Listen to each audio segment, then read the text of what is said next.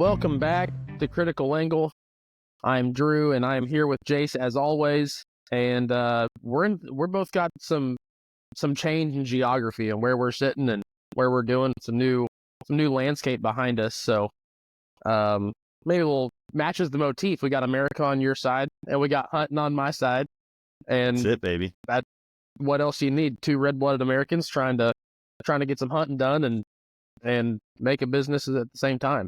So I wanted to jump right into something I wanted to talk about last week, but didn't have the time, and it's really kind of time critical for me to make a decision. This is a dilemma that I've put myself in, but I think it's a good one. So I killed a buck on November 1st of this year. Had a great sit. It was a buck that's a younger deer to our lease, and it was one that I didn't intend on hunting after. I don't know if you have that happen often, but they're, especially hunting whitetails where we are, in the smaller sections that we are, there are target deer and there are not target deer. There are younger deer that you want to develop. And I think I talked on previous podcasts how we're currently in a stage of kind of in between older bucks and younger bucks on our property and close to our property, or really in our section. So there was a deer this year. He's a mainframe 10, good looking deer. And me and Travis were talking, and he said, I don't think I'm going to shoot that deer. And these decisions can be made individually. So there are deer that Travis thinks, hey, I'm not going to shoot that deer, but if that makes you happy, if that is a deer you want to shoot, you shoot that deer. There's also deer that I've said, I'm letting that deer walk. If you want to let it walk, great. I think he'll be a great deer next year. And then sometimes we're in tandem on a deer, where we're both think like, yeah, that deer's just too young. That deer's got really high potential. And sometimes we have to come together on ones that we feel really strongly about. But I don't know that neither of us felt really strongly about this buck. And I hadn't hunted yet this year, which is really abnormal for me to not hunt until November 1st. I usually am jonesing to get into a tree whenever we get that first late frost in the middle to late October. We get a cold front run through, and I'm just jonesed up to run to a tree. That cold air hits, and you're like, I need to be somewhere right now. And it's not inside.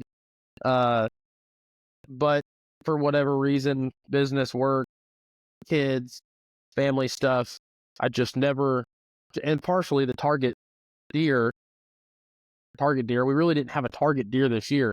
There was not a deer on camera that we had, or that we knew of, even not only just on camera, but there wasn't a deer that we knew of that we thought, that's a stud, it's a great deer, that's target, we're after this one.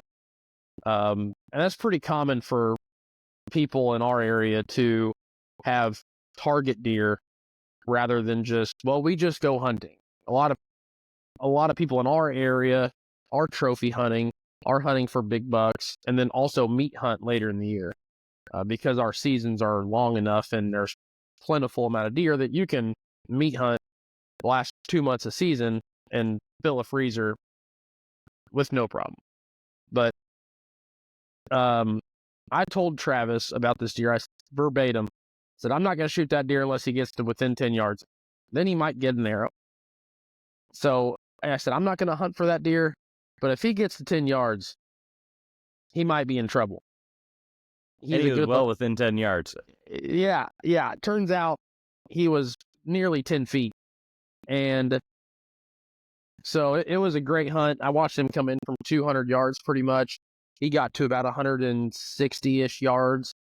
And he was running a tree line where there's ruts and scrapes and rubs and scrapes up and down this line. And he hit one and was kind of veering off a different angle. And just to have fun, I get on the rattle bag. I've got a rattle bag. I don't carry horns with me, but I get on the rattle bag, thrash some leaves, some trees, kind of make a commotion, and seeing if he's aggressive, or if he's, because this is the first time I've seen this deer in person. I don't know his personality. If I'd spent more time in the woods and seen him before, you might see that he's aggressive or a passive deer, or somewhere in the middle.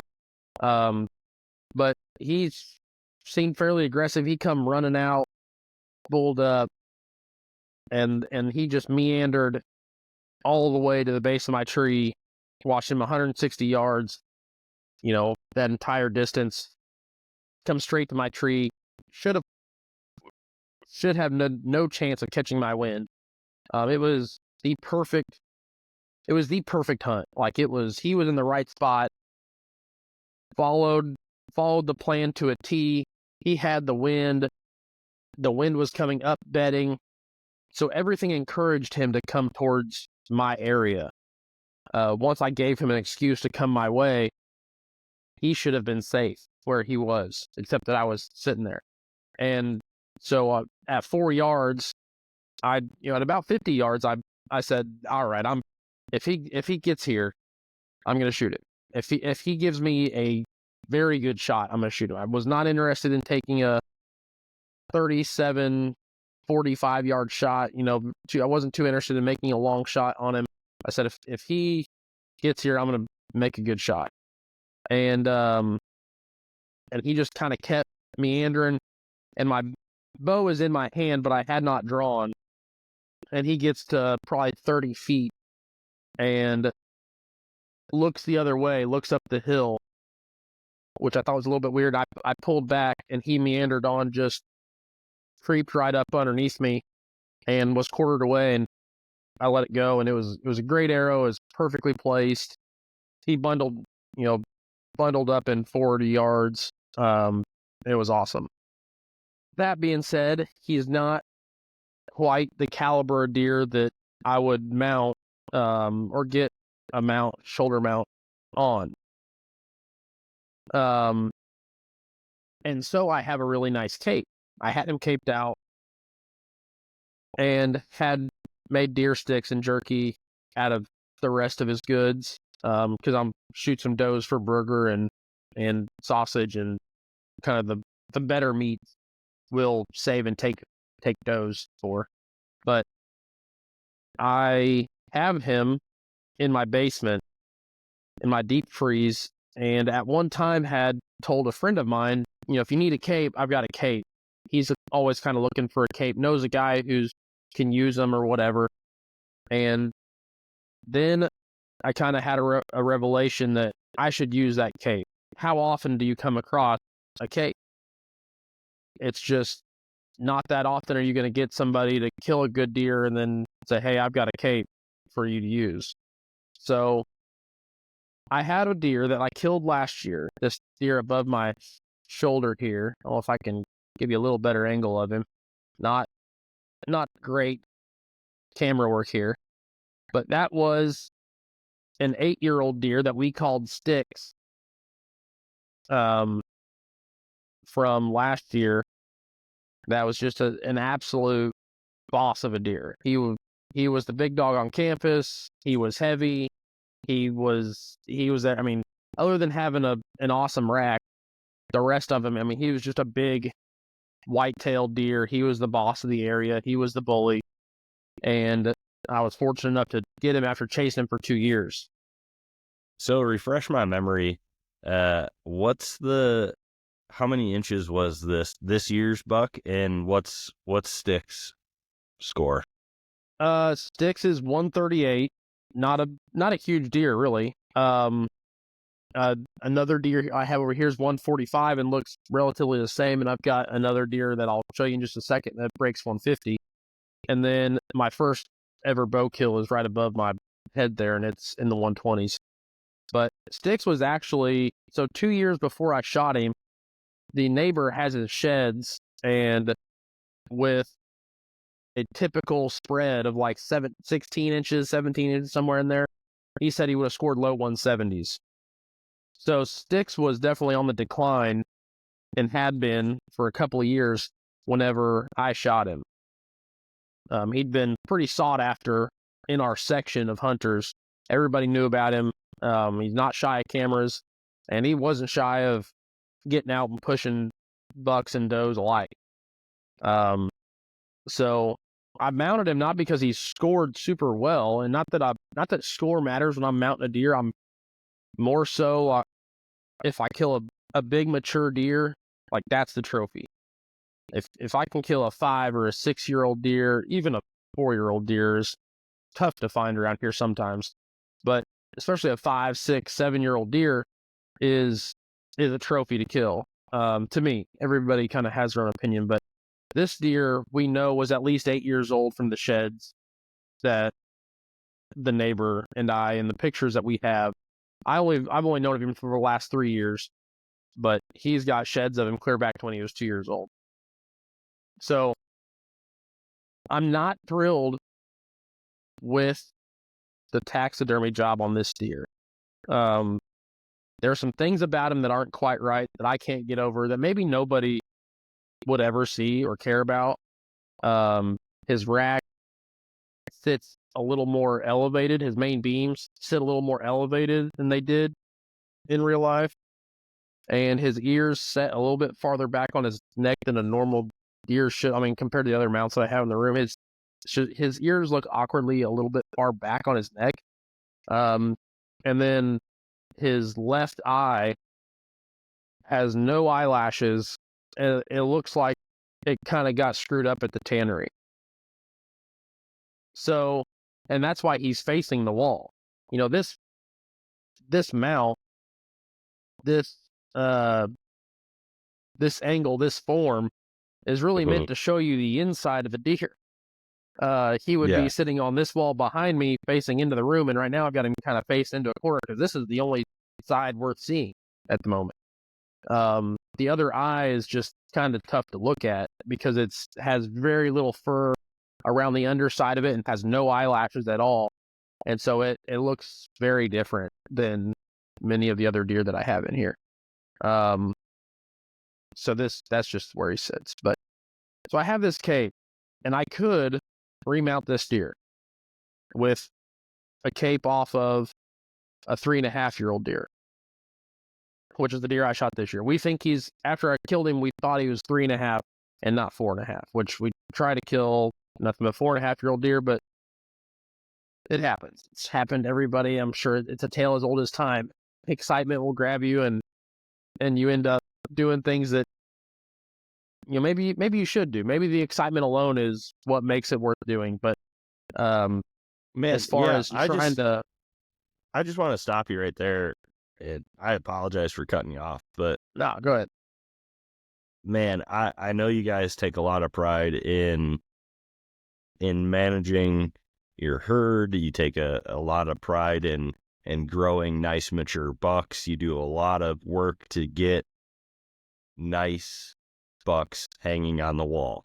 Like, that is the goal of anyone that's leasing ground to hunt whitetail, is to manage the herd, be good stewards of the land, to produce mature whitetail bucks, to feed your family, and then have some wall candy. Like, that is what you guys do. But at the end of the day, just like you said, it wasn't this like fluke hunt, right? Like, every single thing went right. And I mean, a 3.5 to 4.5, like, it's under 10%, right? It's under 10% that, like, okay, sure, you could have let that buck go, and then, you know, very good chance the neighbor kills him. It's once you let that you shot it with your bow, correct? Yeah, I shot him with my bow. So you shot him with your bow. You let that arrow fly. It was 4 yards. Like, there was nothing that was like, well, you know, he was 35 yards and he was quartering away. Nope. Everything literally went right. You gave yourself all of those outs, and then it just kept happening to where all of those events happened and they were perfect. So it's easy to get caught up in like the mindset just from an outsider looking into your story of like, well, you know, I probably shouldn't have shot him.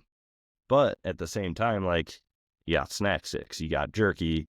I know you're going to get hamburger and steaks. I mean, you got steaks from the backstraps. I'd have to Yeah. slap you if you were turning those back straps into jerky. But no, I've got them in the freezer. They are, yeah. they're in the Which freezer. actually, something that I wanted to ask: are you an organ meat guy? Do you eat the heart I if have it's not. not compromised? I have not. Never have. Now, mainly because I don't know how to cook it. That's a horrible example, or that's a horrible excuse because, I mean, Google can figure out how to tell you to cook it. But Sure. I have not. Never have. Liver or heart. Those, I think, would be the two that I would eat.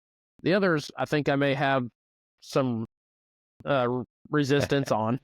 Yeah. But no, liver and heart are the only two that I think I would. I've had liver and heart from other people that have cooked them. But of the deer that I kill myself and work up, a lot of times I will quarter up my own deer and then take them to a processor. So, unless they're just a big old nasty stinky buck that has been, that's in full rut and he's gonna be game. He just is not gonna taste good. At all. But for the most part, I quarter mine up and then take them to someone to process the rest of the meat. I usually keep the back straps myself, cut them off, freeze them myself. All that stuff. I've got back straps right now soaking in milk for tomorrow night. I'm thrilled about it. But yeah, no, have not been down the organ. I mean, have you on an elk cut out your heart, liver, eat it, fix it up yourself? So we don't eat the liver. That's something that we just don't. I hear it's really good for you.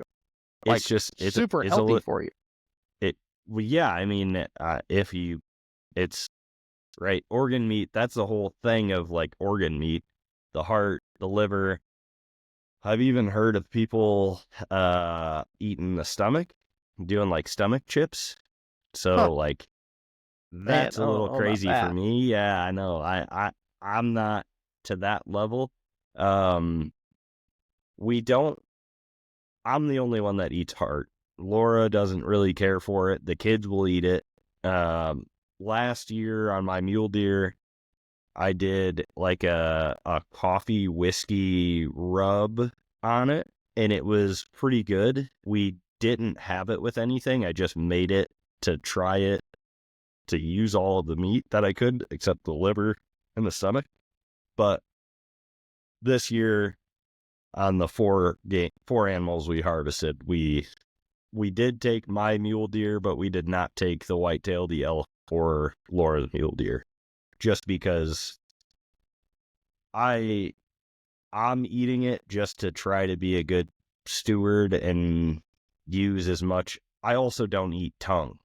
I just can't. I still have my first elk tongue in the freezer. I can't bring myself to eating it. So I don't think anybody's gonna frown on you. I mean, the thoughts there, I really try, but it's just a little too taboo for me personally. I mean, this last time that I cooked, what was it? It would have been my mule deer from this year. I did cook it, butchered up the heart. It's really simple. Like you said, a quick Google will tell you how to kind of like cut the ventricles out and to just cut down the upper and lower ventricle. And then it just fillets into this like beautiful, like, 3/4 inch piece of meat, depending on what animal you're harvesting. And then all I did was I used a little bit of salt, pepper, and garlic powder. And then I cooked fajitas with it. And we actually, instead of having fajitas, we had tacos, but all the kids gobbled it up. It was good enough for me. Like, it's good taco meat, or to have it with something, because it doesn't have that like muscle consistency, like that fibery muscle consistency, like a backstrap or a rump steak or a round steak or something like that. It has like this really smooth, soft meat, like 100 times softer than filet mignon. I think it's like almost like a thick mushroom. Like, you ever, that's what like texture wise, that's what I have felt whenever I've had heart. And it was whitetail heart. And that's what I thought that's what I first thought of was, I think if you did this to a mushroom, this is how this would turn out. It's kind of that consistency. But no, and it's not that. There's nobody in the house that would eat it but me, and or even try it. And we live in a land of riches. I mean, we've got family that have cattle herds, have great Angus beef, and we don't have to live off everything that we kill. So to us, it's not a lost meal if we don't eat the heart. But I'm sure, I didn't mean to get us if I was distracted. sitting at a campfire, I want to do it though. Like if we go out and muley hunt, or we go out and camp and elk hunt or whatever, I definitely want to. It's something I would definitely do outside the house. Saving it for my household would just be saving it for me. And then I got to find time, and to cook it right. But yeah. So I didn't mean to get us distracted. No, from you're that. good. You're good. Yeah, let's hit back to your story. We should do a recipe. We ought to do some recipe stuff once or here in a little while or something. But so I have a nice cape. I could recape this buck into a better mount, and I think he would look a lot better. Or I could put a cape on this deer right here. And this is a deer that I hunted but did not kill. To give you some context, like, here's my head in this thing. This is, the G4 is longer, or as long as from the tip of my thumb to the end of my pinky. What's that? So on my hand, that's 8 inches. What do you got? You got 8 inches there? You got 6, 7 inches? What do you? Oh no, I think it's longer than that. It's long. Yeah. Oh, this tine?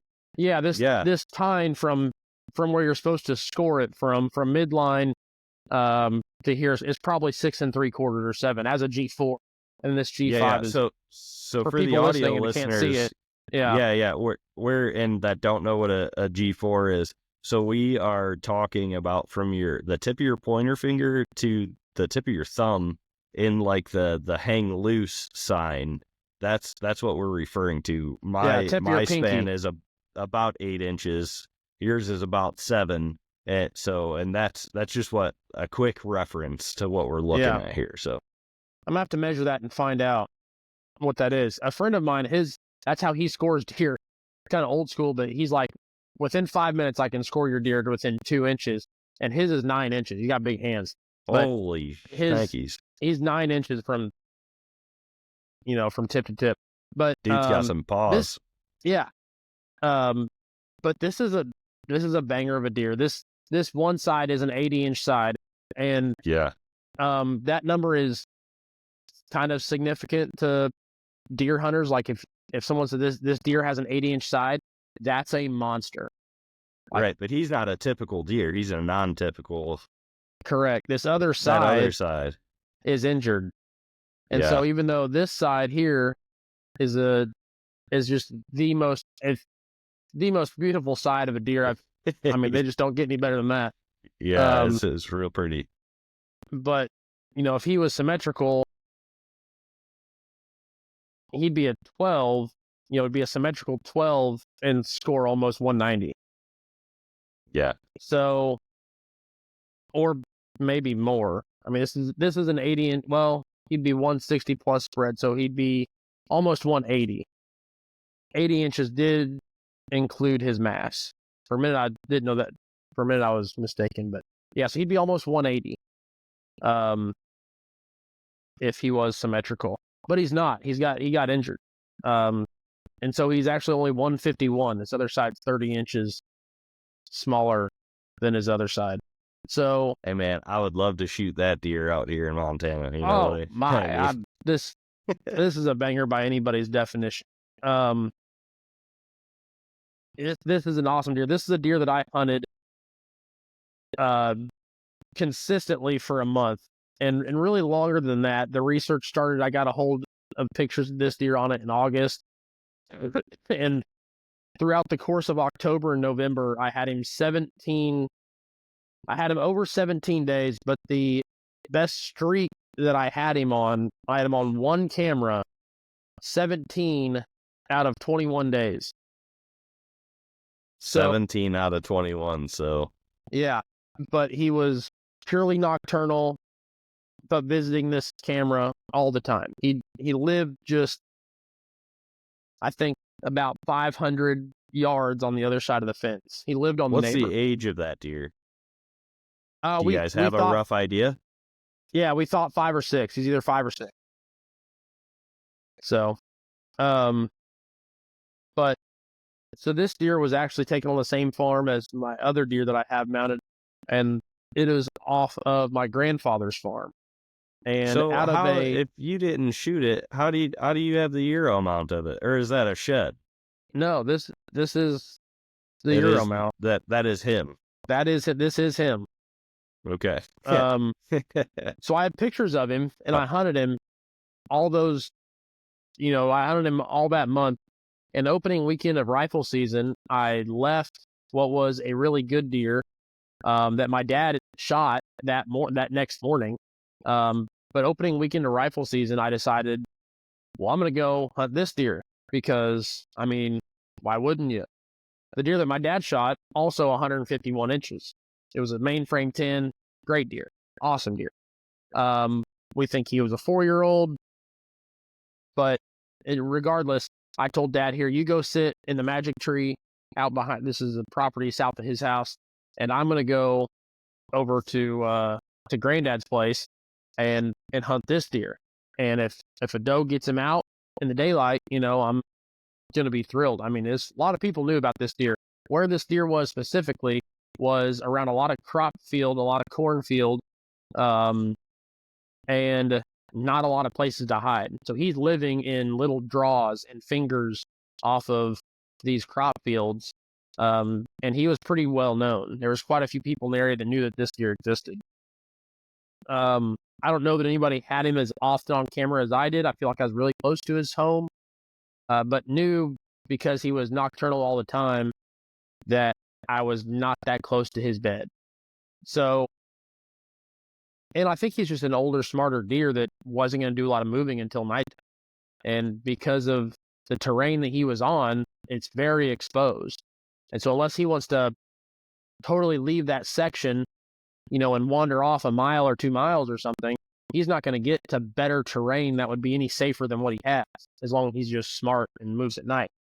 But opening weekend of deer season, as I'm getting in the stand, I see him like at 600 yards. I thought it was him at the time, and it could not have been, but I thought it was him. I thought it was this side. As I'm on a ridge looking across a cut cornfield, I see a deer working up the waterway. There's clearly a buck, and I thought it was this deer. He's on the neighbors. There's nothing I could do about it. I proceeded to my stand, which was actually walking away from him, and just sat in the tree stand all morning thinking, man, I don't know how I'm going to kill this deer. I can't hunt over there. And he's only here, he's leaving here at like 4:30 in the morning. So even if I try to come in early, I'm going to bump him out. I can't pile in here at 4:30, 5 o'clock in the morning. Then I'll just spook him out. He's probably in there. And I can't show up late. He's gone. So, yeah. I don't know how I would have killed this deer. I think what happened was the only way I would actually ever get to hold this deer. And that is a road hunter killed him and left him lay. The combine, they shot him, I guess, and they didn't know where he went. But then the combine on the neighbor, that was, they were actually knifing him fertilizer. It wasn't a combine. But they saw him laying in the waterway and then brought him to my cousin. And so that's how I brought him to the farmer. And then my cousin got a hold of it and told me, hey, this buck is here. And so I talked to the guys that had him on the property. And then I got a Missouri Department of Conservation depredation tag, which is how you take possession of a deer that's already dead. And so I have this deer that we call Ribcage. And I have so many pictures of him. And because of the property he was on my granddad's, my dilemma is I've got this cape. I should use it. Do I remount this deer, the deer that I killed that I want remounted, or do I put a cape on this deer that I had a decent amount of history with and was, my target for months? That also, that came off my granddad's, and I would have 2 deer mounted that came out of the same corner a year apart. So I don't know. I'm kind of torn there. I'm not going to mount the deer that I killed. Just out of principle. And just for the listeners, what was the deer that you killed? What did it score at? 131. We thought, which he doesn't look that. In my own defense, not that I need to, but yeah, on hoof, Travis and I both, we had video of him. Thought he'd be like 138-ish. Not that changes anything. We don't have ground that's going to produce 160-inch deer every year because there's so many hunters around us that it's hard to kill 145-inch deer every year because there's so many hunters around us. Yeah, but they don't make it to be that big, immature, and then make the mistake. It's definitely not Southern Iowa here. I mean, there's, I listen to another podcast, the Hunter podcast, that had Bill Winke on like 2 weeks ago, one of their episodes, and he talks about the sections where they hunted in Southern Iowa, where just everybody understood in order for all of us to shoot mature deer, all we can shoot is mature deer. And he said it was like gone without speaking. Like everybody knew, if we just don't shoot the 3-year-olds, we will all have 4-year-olds. If we don't shoot 4-year-olds, we will all have 5-year-olds. There's plenty of deer. Problem is, everybody keeps shooting the best ones when they get to 4.5 years old. And similarly, that happens here, but I think in Iowa, there's a lot of different circumstances. That's a whole nother ball of wax to jump into, and how they can do that and why that's the trend where that is. But that's never going to happen in northern Missouri. So that's my dilemma. Do I recape this deer, which I'm very disappointed in, with that cape off the deer that I killed this year? Because I'm going to Euro mount that buck. Or do I put a cape on a deer that I personally didn't kill, but came off my property? So I don't know. I'm still torn. You know what? Before I started talking, I thought I had the answer figured out. Now I'm just as confused, because every time I look at this deer sticks above me, all I can think is how unsatisfied I am with the mount. But a friend of mine said, well, maybe you leave it that way, and then you'll always know you get what you pay for. And that's the story behind that mount. Is I used a guy who is a friend of a friend, super nice guy. I'm not going to say any names, obviously, but he does them very cheap, does them very quick, and I think they come out looking a little less than some of the other taxidermists that you pay significantly more for, and they take significantly longer. It's nothing for taxidermists around here to have your deer, your buck, for 12, 14 months. So that's my dilemma. Jace, what's your thoughts?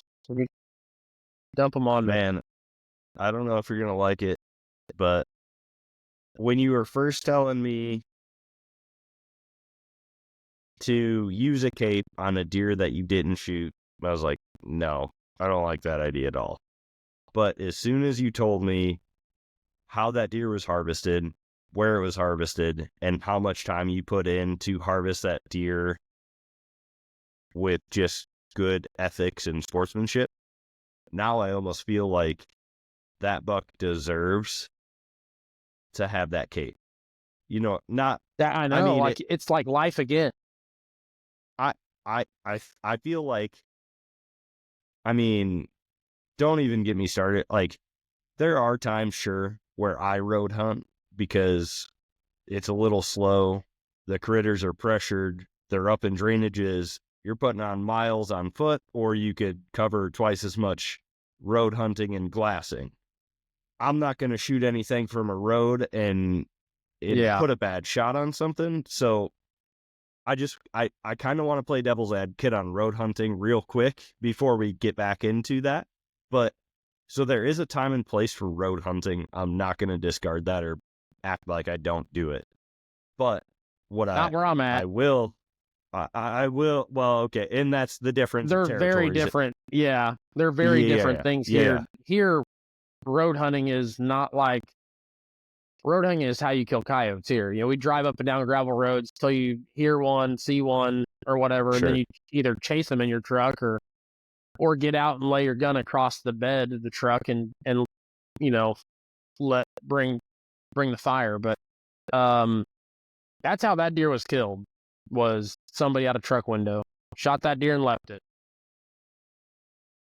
Man, yeah. So, I mean, that's poaching, right? Like Yeah, oh yeah, that's it's poaching. illegal. Yeah, it's That's illegal. not road hunting, that's poaching. And obviously that person should honestly lose everything. Hunting license, firearm, vehicle. Like no, the only way you can eliminate people that do that is by taking away all The of it. means at which Like they do it.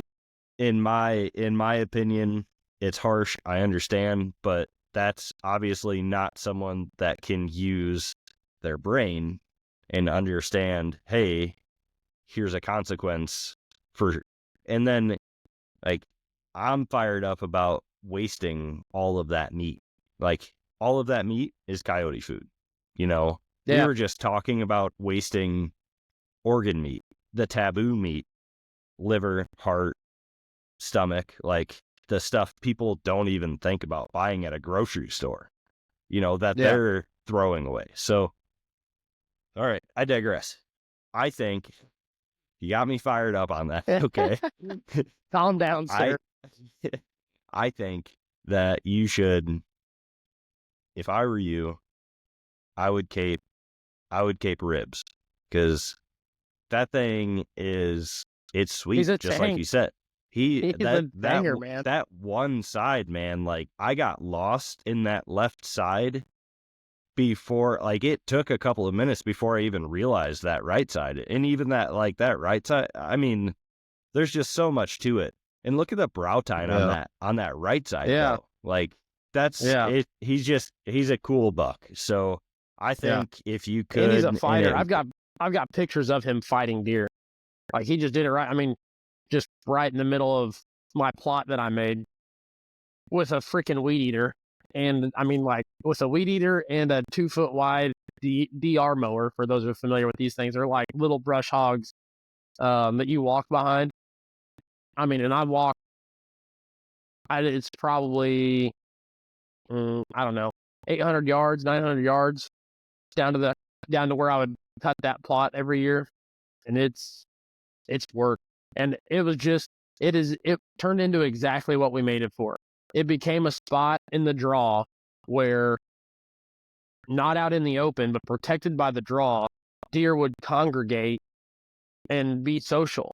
Whether that was does would meet other does in there, come from different angles, and I know that because I sat that tree so many times for years and years.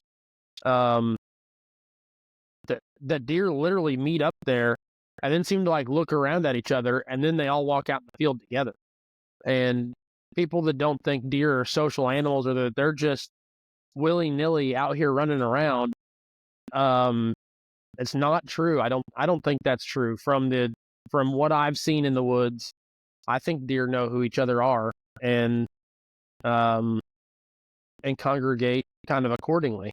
But especially in the summertime, this buck and then in the rut again, ribs would be in there and and he'd start sparring with somebody all the time, all the time. He was the instigator. He'd come in with his head down. Like, you could tell from the pictures and how they progressed. Like, he was in there, you know, whether it was just for fun or just to be social, or whether he was really pushing, you know, bucks away.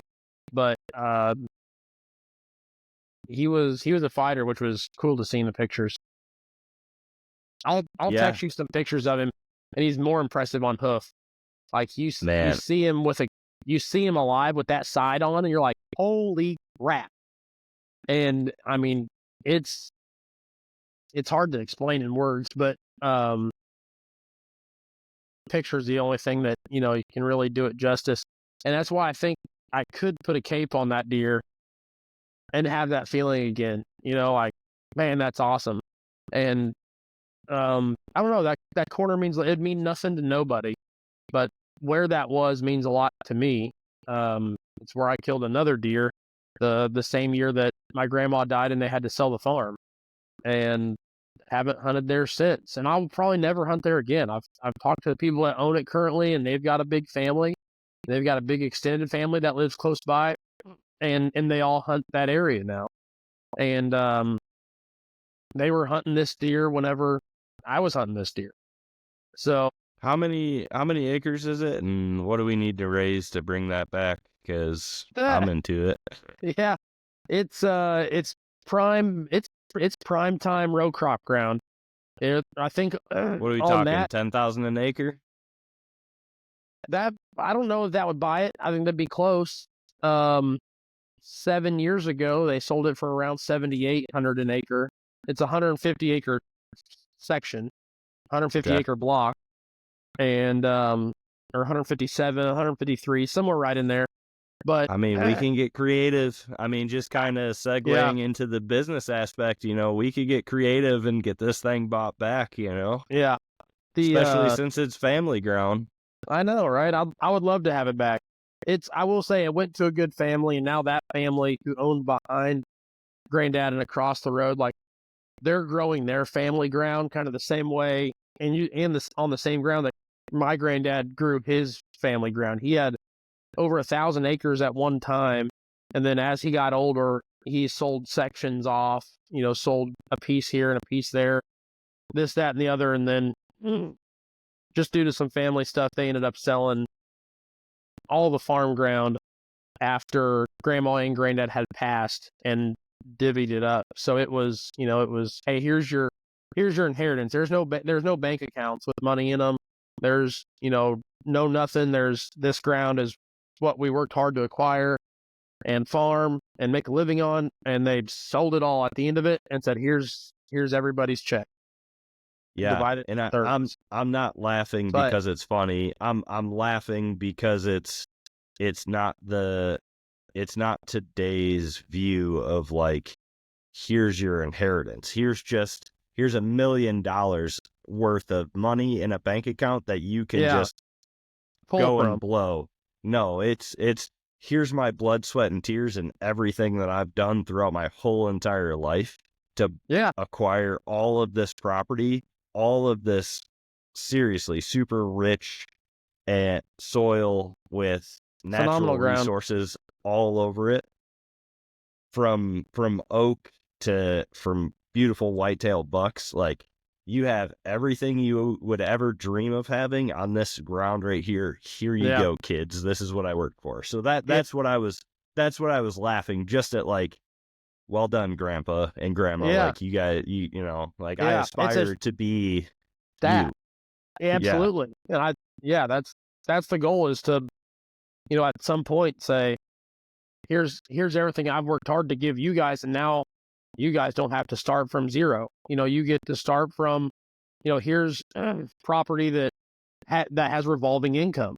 And it's a shame that the ground couldn't stay in a family trust or something like that, and the money, but that's family politics, and I'm sure that it's not a revolutionary thing to happen. It happens to families all across the Midwest where they're not able to hold on to farms because of other family politics and whatever. And it's really a shame, but then with these mega corporations able to pay so much money, one of the owners that bought this ground was the developer of Muddy, the brand Muddy. That dude sold out of Muddy and then bought this ground, and he ended up selling it again 2 years later back to the neighboring family that he was bidding against. And which I thought that was kind of a classy move, that whenever he got out of it, he sold it to the neighbor, and he didn't have to do that. But I'm glad that he did. So I'm not sure what it sold for most recently. I do know that there was some ground like a quarter mile away that sold for over $14,000 an acre. It's good farm ground over there for sure.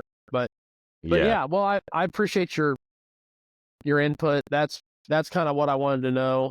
That's what, yeah, man. That's the way I've been leaning. I think that honestly, this deer means more to me than this deer that's mounted. And this deer's older technically, and I have more history with it, but this deer represents a place. You know, this deer represents way more than, and that deer there does too. And that deer is super sentimental to me. The year they sold the farm, they sold it, and then there was, 60 days until it closed. I shot this 9, scored 145. It's a great 9. Awesome deer. I shot that deer within that 60. So like they sold the farm on the 11th. I killed that deer on the 17th. Okay. And knowing like this is my last, they sold it to such and such, the guy who owns Muddy, or had an ownership stake in Muddy, and I got a pretty good idea that I'm not getting back a hold of it, to lease. I did get a hold of the right people, and they said, well, we've got a guy who's currently willing to pay $1,500 to lease that property. They basically said we can open up a bidding war, and if you want to pay us more, we can take that into consideration, and we can approach him and let him know the same thing, which to me was basically saying, like, we're just going to open up a bidding war. You tell us what it's worth to you. We're going to go ask him if he still wants it and if it's worth that to him. And at the time, I really didn't like how that was done. So I said, thanks, but no thanks. And I'll likely never hunt there again. But yeah, I'm leaning towards putting that cape on that deer. Yeah, so I guess to be continued until we get the final word of what you finally land on. But I do agree with your buddy that just said that, sticks behind you is basically just a learning lesson, right? Like, you never stop learning and growing as a sportsman, even though you do finally get successful and harvest the animal that you've been gunning after, right? Like, you're finally successful, but plot twist, learning doesn't stop there. Right. Right. Like we've gotten successful. Even if it's luck, you've gotten successful, you've put in the hard work. Not saying that you were lucky shooting sticks or any of the other deer in there. I'm just saying, like, some people just do get lucky. They luck don't is know a part of it. Well, sure, it's sure. Right it place, really right is. time. It's not all luck by no means. I know plenty of guys that actually hunt deer, as in they will find out where they're at and they will move counties to find those deer. But even then, I think luck has something to do with it. And I think some of the best hunters would admit that you have to have some good breaks, whether that's luck or whether you call that karma or whether you call that divine intervention. Hey man, at the end of the day, those critters, they have free will. You know what I mean? They have free will to walk among this earth. So you can pattern them all you want, but if it's not your time, you aren't going to shoot it. And like, simple as that. You could have the wind, you could have everything going for you, but so just getting back to it, I think you leave sticks the way he is. He's a learning lesson. You keep him facing your other Euro mounts and stuff like that. You get grandpa's buck. I think he deserves it. So I think so too.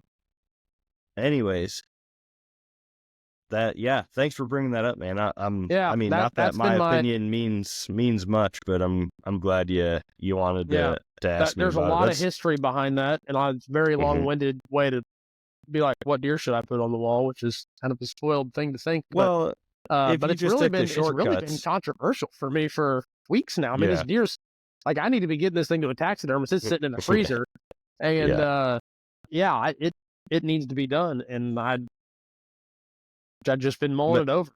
But anyways, Man, I'll continue to mull it over. I'm sure up until the last minute, I'll second guess myself. And before we move on from whitetails, I just want to say that Laura and I have been, like, we shot pretty nice mule deer bucks this year. Like, they're not anything that you would see on Instagram if you go searching through reels on Instagram for mule deer bucks, but like, you would be stoked to come out here and shoot a mule deer buck that we shot this year. Like, they're just nice critters, right? Like, good, healthy bodies. And that's kind of how we judge it. We're like, okay, you know, they're probably 3.5-year-olds, I would guess. I mean, I'm new to it, so I don't really know 100%, which I should figure that out and get back to us, but they're nice. You know, mine was, oh man, I can't even think of it now. I think it was a 5, 5x5. So he's not anything super special. He only had one fork, little lobster claw off the side, and I'll have him mounted here when I get around to doing a Euro mount. But you know how it goes just with business and family and harvesting the animal. I mean, the Euro mount's the last thing you want to do, and I want to do them. I don't want to farm that out. So I like to kind of go through the whole thing. But yeah, so we have been super excited about whitetail bucks. We've seen a couple. I saw a really Montana nice whitetail buck is probably 120 inches, like a nice Montana whitetail. yeah, So I saw one on the property that I could have harvested if I didn't shoot my mule deer buck on opening day of rifle season. But we are both gunning for whitetail bucks next year, just because they're so dang awesome. Like, they are just awesome. When you have the pick of the litter of like just antlered animals, you know, obviously you're only going to shoot one elk, right? But you have a species choice between a mule deer buck and a whitetail buck. You know, obviously all you have is whitetail buck, so you're itching to archery hunt a mule deer. right. Yeah, I'm just begging to throw in, no, I want a mule deer. Yeah. Yeah, we'll trade places, buddy. I've got plenty of whitetails to shoot. Plenty of 120-inch whitetails to shoot. Okay, all right. So we're just, you know, we're starting to get into that, like, that kind of land stewardship. And thankfully on our property, we border a ranch that has, I think they're just under 2,000 acres, and they have a pivot field about 600 yards down below our property. So now I've gotten to the point spending a lot of time on our property late season when they're starting to rut and stuff. When peak rut's going on, I mean, it's not abnormal to see 12, 14, 18 deer just, I mean, it's only 600 feet our property is wide along the creek. So, I mean, they move fast. But if you're patient, I mean, you could definitely pattern a nice whitetail buck coming through there. And I even saw a couple of nice mule deer. So I'm pretty stoked about next year. I may even put up a couple trail cams, and throw up a tree stand and get back into my northern Illinois roots.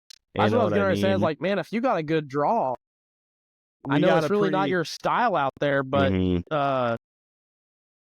but man, it's hard to, especially whitetails. I can't imagine, maybe it is, but I can't imagine that whitetails are too nomadic out there as they are here. Like, especially buck in this neck of the woods, they like safety and comfort. They like what they know. And I don't know why that would change being out there. Obviously, mule deer are fairly nomadic compared to white-tailed deer. But But yeah, I think I'd run some cameras. If that Yeah. draw is producing good photos, I mean, you'll know quickly how often deer are coming through there. And your location seems, I mean, to have food, water, shelter, that's what you're after. I mean, really, hunting whitetail out here seems to be easier than hunting whitetail in the Midwest. I mean, honestly, we're just so rich in a natural resource of wild game that just because of where we are, right? We have more wild game than we have people. So we're in a good spot to be, but you just look for good, I mean, same thing you would look for, right? Good feed source, bedding, but it's even simpler than that. It's, if you're seeing, bottoms and willows and aspens and stuff like that, you can almost guarantee that there's going to be whitetail down in there. I mean, it's like 100% almost of, like, if you go there and you don't see a whitetail, I guess it's just bad luck. Because they're almost 100% always there. So we have all of that. We have a pivot field above us, below us, and to the north or to the east of us. So I mean, there's food sources all the way around, and we just so happen to have the creek bottom that's good cover for them to get around and then cross over and go see it. So it's a blessing to have the property for sure. So I'm just saying this. I'm excited to get you out here to talk about to see what you think between the differences in behavior of whitetail in the Midwest. Yeah. Just being like, you're the professor of whitetail in the Midwest, basically. So for you to come out here and like understand about that. I go too. Yeah, I don't kill them very much, but hey, you got more hanging on your wall than I do. Let's just go there. Well, maybe. But so I am excited to have you out here, and I think if you are wanting to shoot okay, there we go. I got nervous there for a second. Gotta pop up on the So if you are wanting to shoot a mule deer buck, they are rutting like mid to late November. So that's our time out here for the rut, and whitetail as well. So they seem to rut later than elk. Elk are typically, right in the last week of archery season, depending weather, moon phase, kind of all of that stuff. But yeah, man. So I'm pretty stoked about next hunting season for sure. Yeah. So been geeking out. Speaking of next hunting season, if you do apply here and you do get your tag, maybe we won't cover this on the podcast, but I do want you coming out for a ram hunt. I think would be pretty sweet. Hey, dude, that ram you sent me today looks huge. How big he was massive. Let's talk about that for a second, man. That thing looked like a cow. That would, in the YouTube video, I'll put a picture in the YouTube video that we're talking about right now, because he's a full curl mature ram, and of course right now they know they're just coming out of the park, Yellowstone National Park, so they know there's no pressure on them. They know the season's over. Even with how nice it's been, they're down in the lowlands. I mean, I was 15 feet away and it looked like I took a picture on a $10,000 camera. Like, yeah, yeah, it's a crazy place to live. But you know how pictures always make things look closer than they appear, or farther away than they appear? No, man, he was right there. Yeah, he looked like he was within arm's reach. Yeah, that was wild. That was awesome. Yeah, we'll have to talk more about applications and if there's points and what all this consists of. If there's any over-the-counter stuff, I'm sure we'll go over that kind of stuff maybe closer to application time. But yeah, I definitely want to find out more about that. Yeah, man, you got it. So moving into business, you and I have both kind of had not a rocky start. I would say it's a fairly normal start to a small business week, maybe a little less ideal potentially than what we would have preferred. But I just kind of want to touch on just being a small business owner and the mindset.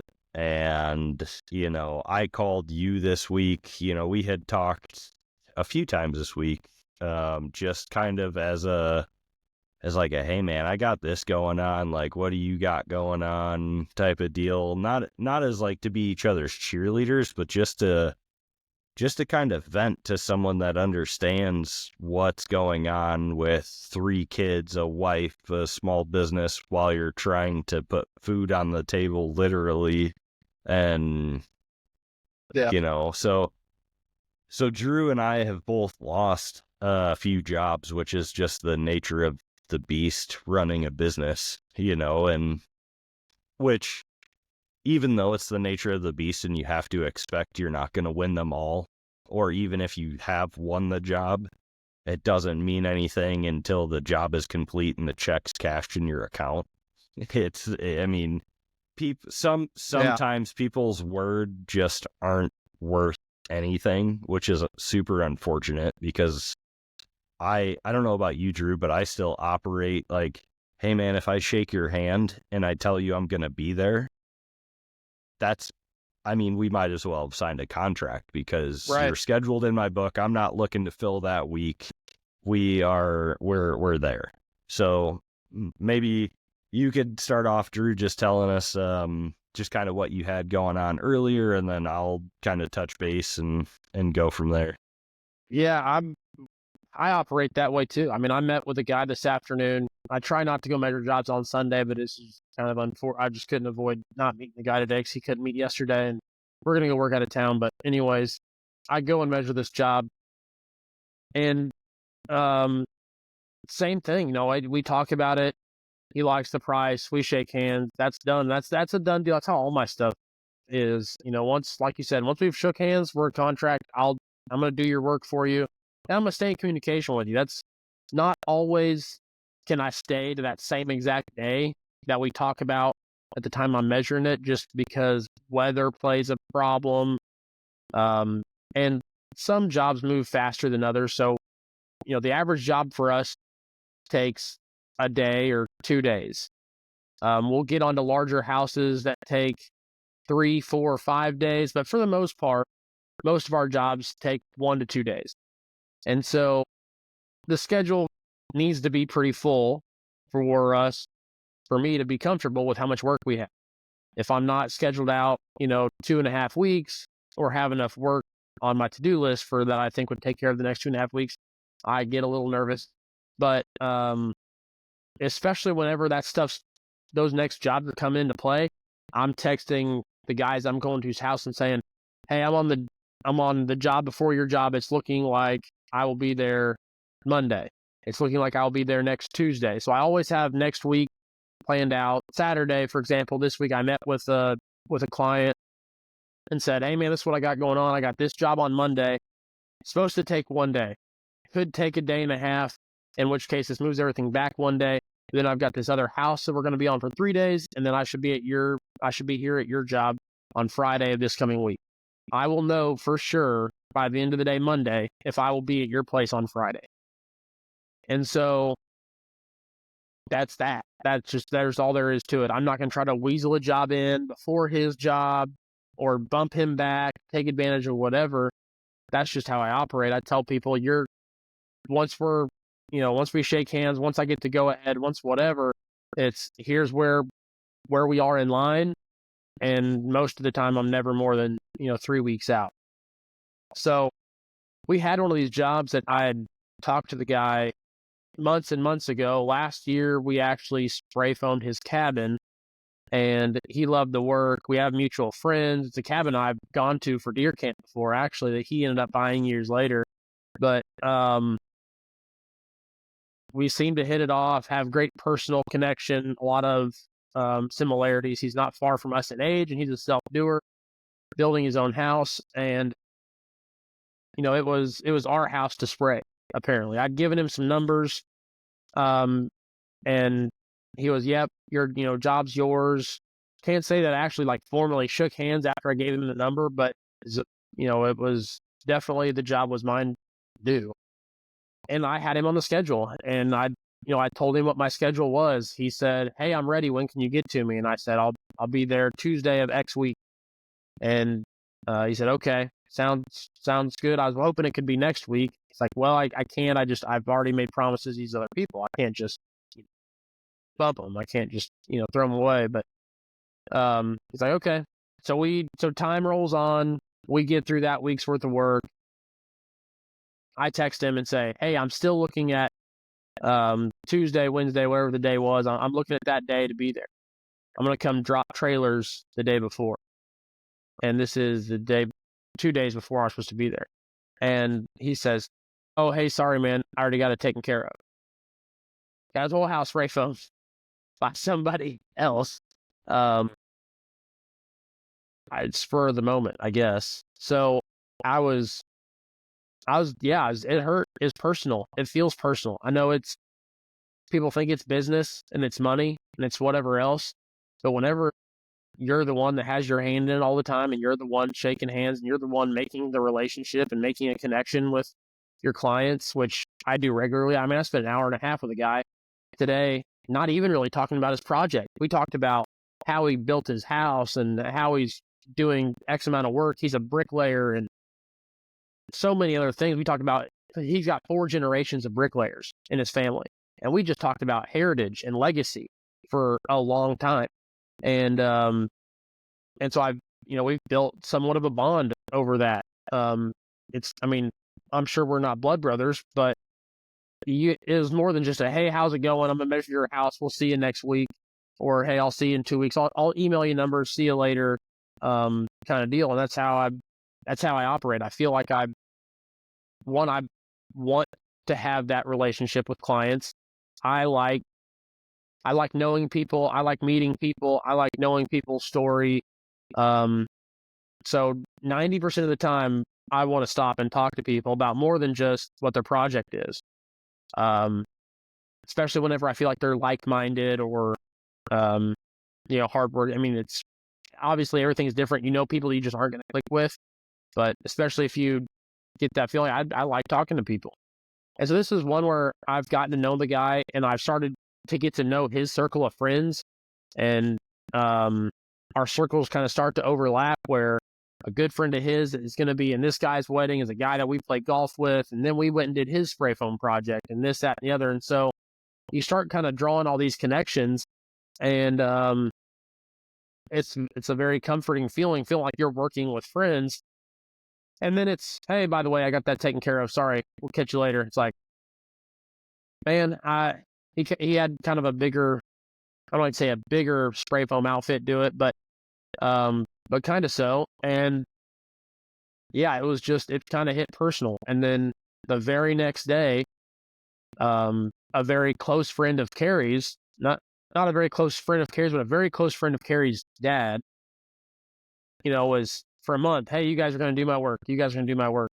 Guy goes, no communication for like 6 weeks. So we're like, "Hey, what's going on with your project?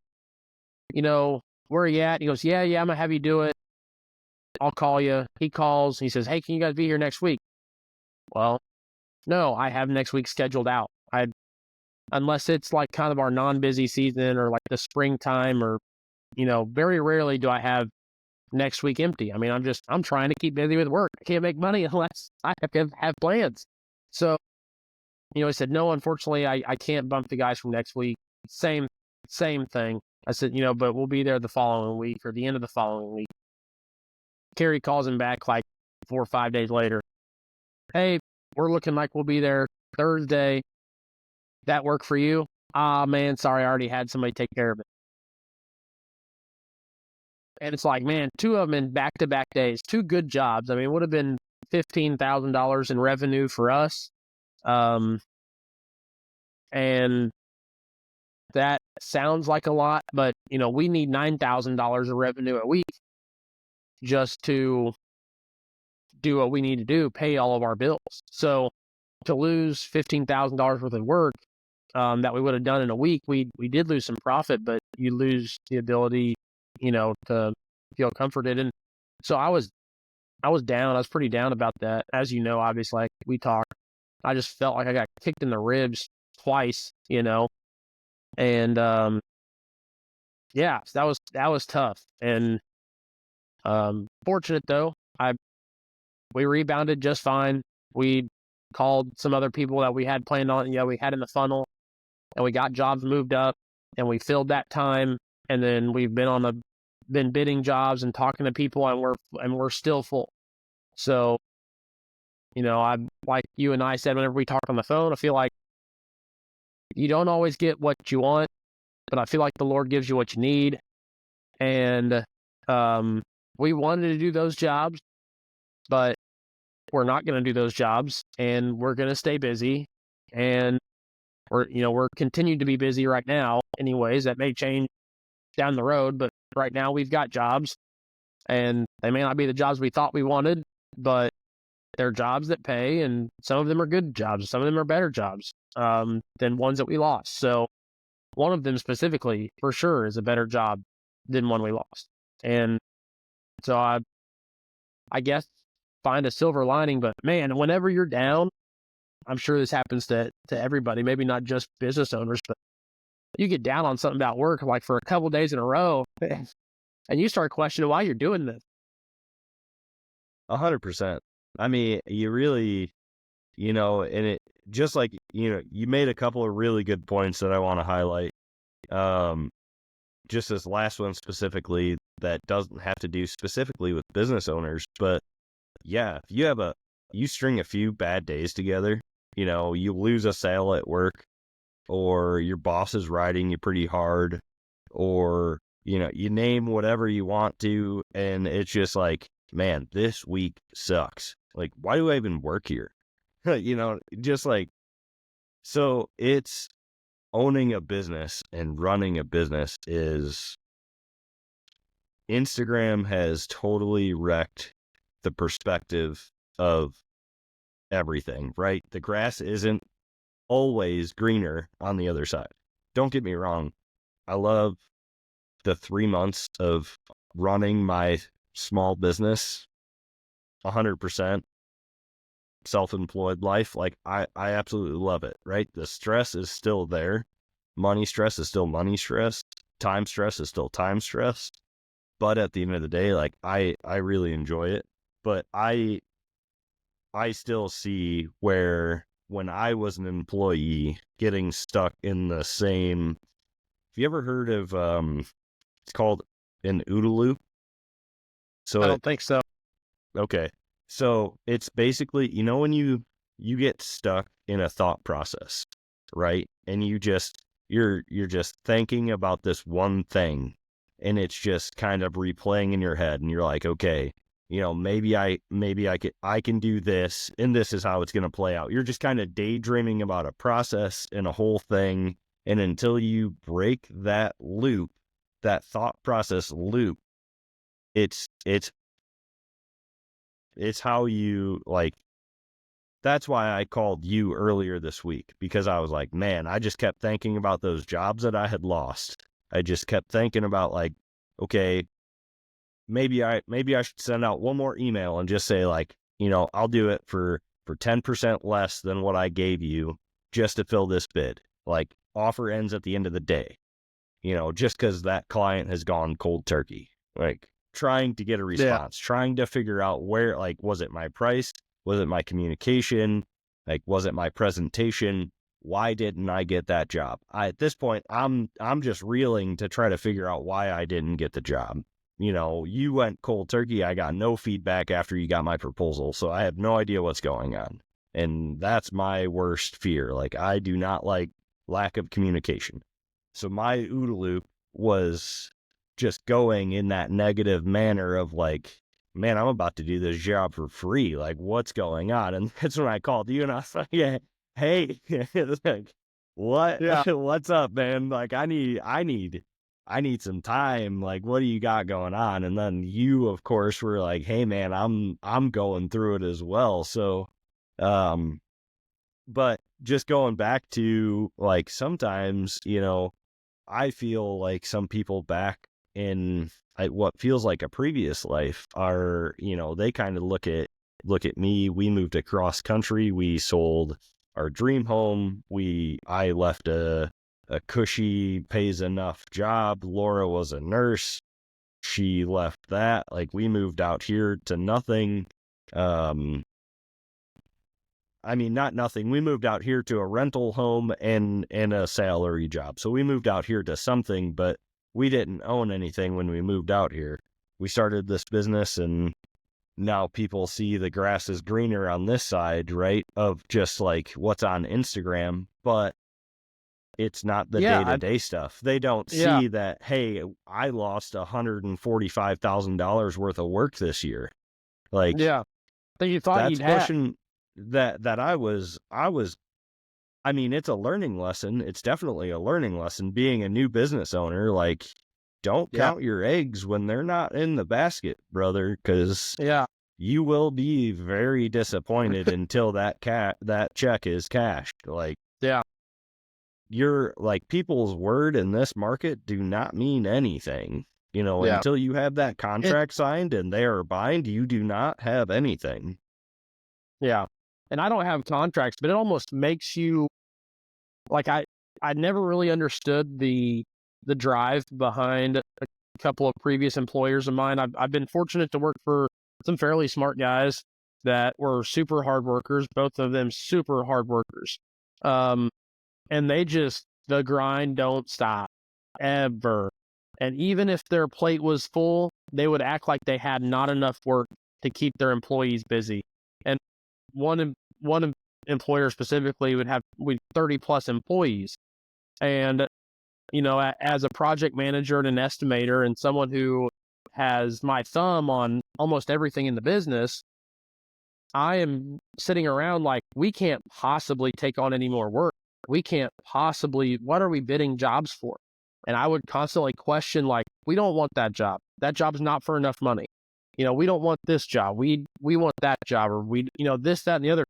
And it didn't matter what job it was. We were going to give them numbers, and we were going to put our best number to it, and we were going to send it out to them. That was his every time.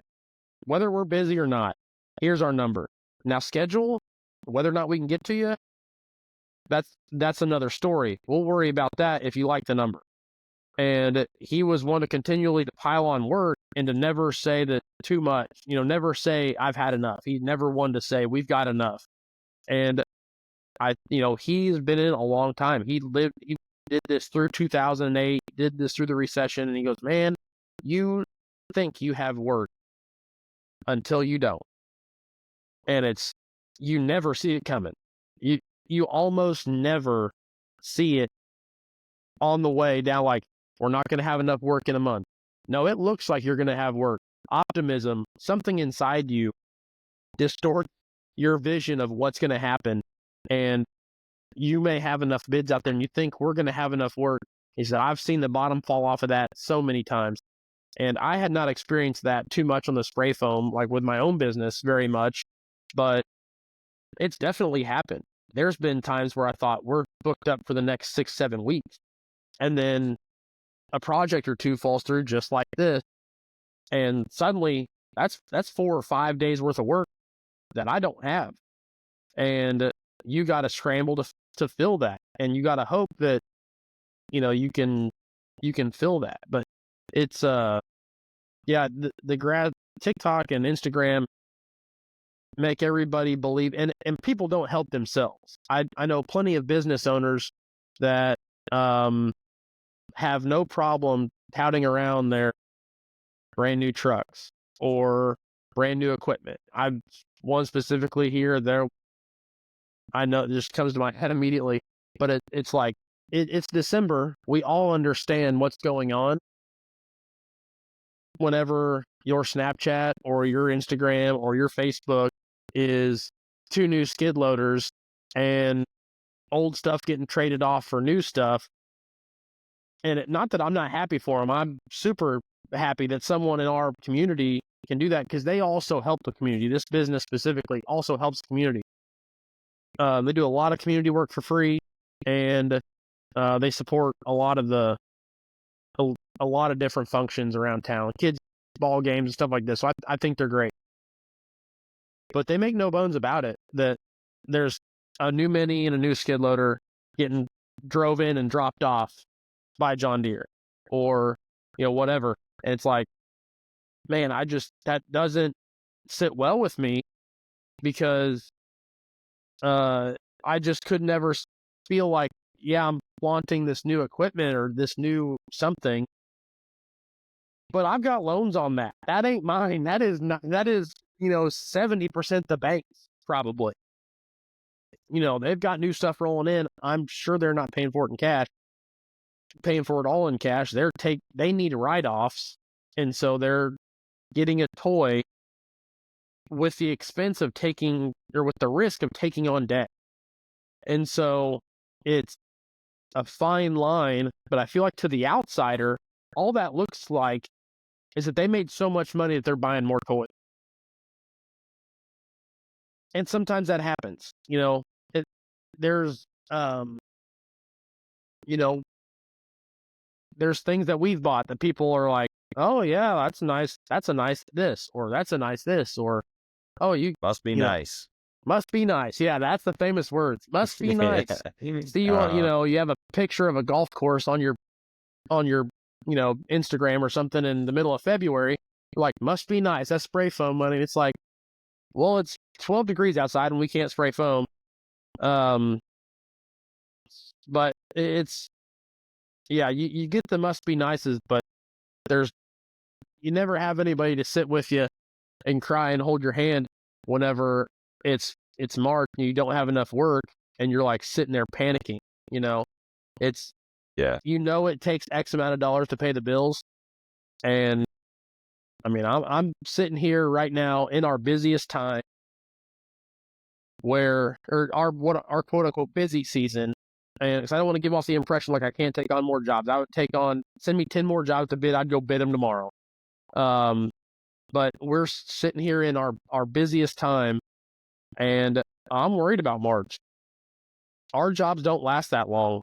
Our average job being, 2 days to 3 days or something. It takes a lot of jobs to fill the funnel. And I don't think people see the stress behind the smile.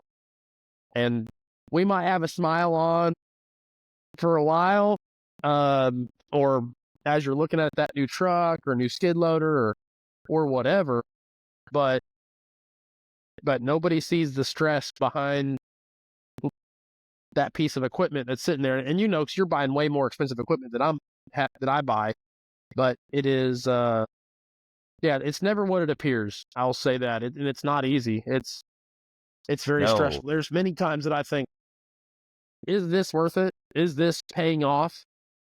So. Yeah, I mean, just, I personally could not do this without my support, right? Like thankfully, like my family life is dialed in. Like my wife and I communicate very well. We do a good job of talking about business, what my schedule is for the week, what jobs I have coming in, and potentially bidding, or what jobs that I have bid and won. So thankfully, like, that is not a problem. So, man, I don't know how, if a guy had business problems and marriage problems, like, Oh, I know. yeah, like, I feel for you, brother. Like, reach out to us. We will talk to you about the business. But we're definitely not. We're no professionals, but we're not experienced business owners. Well, shoot, Drew, you've been married for 8 years now. It'll be 8 years, this year. Yeah, so 8 years for you, and 5 years for me. So, I mean, we have a handful of years out there, but, Right. we definitely, each situation's a little different than the next. But I'm just very thankful that I don't have to worry about the relationship part of my foundation, right? Because my foundation is a team base where Laura and I work together on the business. But, I love what you said about like never put off that you're too busy to take on work, because boy, you really don't know when that work is going to fall out from underneath you. And you planned on having to, like, my work doesn't go as fast as your work. So my work may take, a week, 2 weeks, 3 weeks worth of time, just because I may do the foundation. Then I'm waiting for, a couple contractors to come in and do their thing. Then I'm coming back to backfill, grade out some stone, and then waiting for some other stuff. So like when I lose jobs, my jobs are typically like way bigger swings, unfortunately, especially if it's site work. Like, man, if you get kind of a whole site work picture of you're digging the foundation, maybe you're clearing some land, digging the foundation, you're doing all the utilities, and then, you're backfilling and grading the driveway for concrete. Like, I mean, you could have just lost out on, a month's worth of work right there. Yeah. Yeah, there's that many days. Yeah. I mean, yeah, not consecutive, right? But I mean, there's that many days, and there's X amount of revenue that it takes to fill the time, and hopefully you've got offsetting jobs during those to keep you busy on other days. But man, you lose that, suddenly you're looking at, and that's really hard time to fill too. Like this last minute stuff for me, really hard time to fill. That for you, very hard time to. How do you explain to somebody that you're bidding a project to? It's like, well, I can work with you for like 1 day this week and 2 days the next week, and then I'll have another day off the next week and 3 days the following week after that. Well, they're going to be like, well, you don't want my project then. You're obviously busy doing something else. Even though we want to be busy every day. That's why the important part of building that relationship while you're there bidding the job. There are some people that will just, and maybe you encountered this with, the guy that you were at deer camp, the deer camp cabin guy that you had just lost out on. I hate to assume, but, I encountered a guy that had me out a few times looking at some projects, and he was kind of egging me on with some more, hey man, I have a handful of projects for you to do. Come out here. It's like $150,000 worth of projects. Like, okay, like, shoot, man, that's awesome. Like, I'd love to be here. Do it all. Yeah. Right. So I show up at his house. Yeah, you invest in that relationship. And out here, shoot, by the time you drive somewhere, you're 45 minutes into it one way, and then you spend an hour and a half with the client, you drive an hour and a half back. Now I'm into it 3 hours. Brother, that's 3 hours of billable hours that I can't do anything. And unless I get that job, I can't reclaim that time spent. So, and even then, when you're working that into the job cost, you think, well, I also need to charge for this 4 hours I spent with you, on a Sunday. That's how I work. Yeah. Yeah. I mean, I'm not going to charge you double time. I'm just going to charge you my hourly wage that my business needs to make, because that's another thing. Like, if you're running a small business, you need to know what your number is. You need to have a pulse on that number. And if you don't have a pulse on your number, I mean, it's not that you can't make money, but you just don't know how much money you're making or losing. I feel like you have to know how much money you're making, and then you have to understand how many hours like, just the whole small business thing is very interesting. And like, I love the game. Absolutely love the game of being a small business person, even though it does have its hardships, like we kind of experienced. And not that this week was a hardship. You lose jobs all the time, but like, there's always tomorrow. And just like you said, you may not get what you want, but you get what you need, and you learn lessons. You learn lessons, you move forward. And man, yesterday, actually, I was talking to my dad, and I just he was asking me what was going on. And you guys will see this on a reel if you follow my YouTube channel. But he just kind of asked me what was going on. I was explaining that I was just finishing up a septic system and that I had just installed for a customer. And I was just getting to the end of it, and it's like, I'm going to load my skid loader up, put it on my trailer, and go pick up my toolboxes. Like, man, like, it was just a humbling moment of like, shoot, I'm always concerned about what the next job is. Like, what's the next job? Where's my next paycheck coming in at? I got kids that need stuff. My wife wants, she never asks for anything, but like, I want to take her on a date, right? Like, I need to bring in income to take my wife on a date, bring my kid, like, just all the normal things that when you work just a 9-to-5 job that you don't think about. The check's always coming in. So you just get caught up in all those things. That's it. So you just get caught up in like that OODA loop, right? Bringing it back to the OODA loop, where you just get caught up in this thought process of like, okay, like moving forward equals paychecks. So I finally stopped and I looked around and I was like, man, like I am not to brag, but like humbly, like I am very proud of where I'm at. Like I'm standing on a job. This is my job. That's my skid loader. Like I just put these parts in. Like we just completed a job that I'm very happy with. And it's just nice to look around and like appreciate sometimes.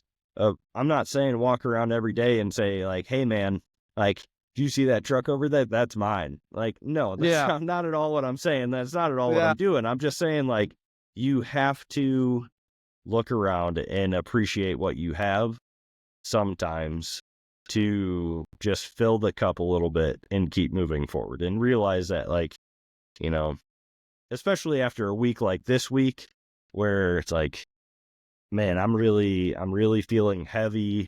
I'm feeling down. Like I'm not feeling the motivation. So it was just kind of a nice like 360 on the week to get back into the mindset and keep moving forward and crushing it. But yeah, I think there's a saying, when you're talking about looking back and realizing like, or thinking, that's mine or this is mine. I think what best suits that is, you may not be where you want to be. You're a long way from where you started. And I think that's the feeling that you get whenever you look around and see your equipment and see like, I know whenever we get back from lunch on a job and I see trucks running and our machines running and trailers there and our crap strung everywhere, it's a disaster. And when we start, it's we come in and we make the place a disaster and then we clean it all up and it's gone like we're never there. But sometimes it's nice to, I have that feeling whenever you come back to a job site after lunch and, because we're in towns and we can leave for lunch, but you come back and you think, man, we're a long way from where we started. Like we used to do this. It was an entirely different method that took way longer to do with a lot more manual labor. And now we've got equipment that helps us do our job faster. And it's just nice. Like you said, it's just that feeling of accomplishment, that feeling that you have to have to let it refill your cup, because there's gonna be plenty of days where, man, I didn't get a job. I mean, there's weeks, there's plenty of weeks, and I don't feel like that right now, thankfully, thank the Lord. But there has been previous weeks that I've just been totally down on how much work we have, or the future of the business as far as, are we going to have work in February? Are we going to have work in March? How do we end the year financially that we end up in a good spot next year? And it's easy to let those things, it's easy to let that OODA loop control you.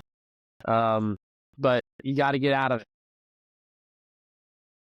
Yeah, absolutely, man. Well, I think it's a good time to wrap this up. It sounds like my family's up there kind of running crazy, so I didn't know if that was yours or that was mine. I feel like people are running on the roof right now. Yeah, I think my toddlers are just, it's like a herd of elephants crossing I think it's mine, but maybe it's happening to yours too. I mean, I think it's both. It sounds like they're having a good time up there, so I'm going to try to catch up on that. while we still have a little bit of time left in the weekend.